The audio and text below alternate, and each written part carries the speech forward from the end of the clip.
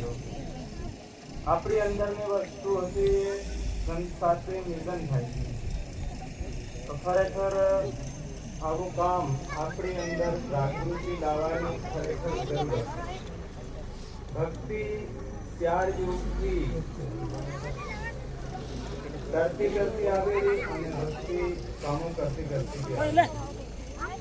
ગુરુ આજની વાત કરશે તો 4 યુગથી ભક્તિ શું કામો કરતી આવેલી છે અને ભક્તિ કરી છે ત્યાં કામો કેવા થાય એને હારું આજ નવી ભક્તિ એવું નથી અને આજ આપણને આ વસ્તુ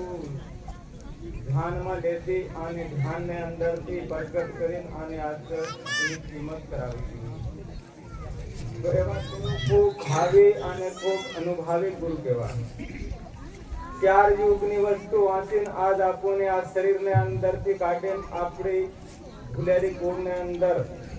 જાગૃત કરી દેતી બિયારણ ઉગાર દેતું તે એવી વસ્તુ આપણને આજ આપણા હાથમાં ધરાવી અને આપણા અવતારને ભૂલીને ભગવાનને ભૂલીને આપણા નિયમને ભૂલીને વચનને ભૂલીને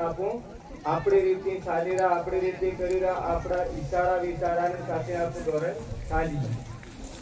આચારા વિચારા આપણને કાં લીધા હે નરકને વાટી દીધા હે મોટે ઘમંડ એ વસ્તુ આપણને કાં લીધા હે નરકને વાટી.